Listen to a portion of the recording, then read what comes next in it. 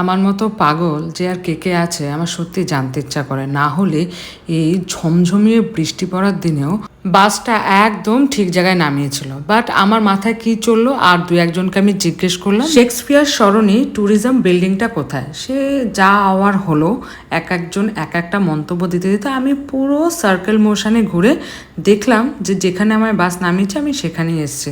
অগত্যা নিজেকে বোকা বলার থেকে ভাবলাম সময় নষ্ট না করে ভিতরে ইন করলাম। দেখলাম অফিসটা ভীষণ নিট অ্যান্ড ক্লিনভাবে সাজানো।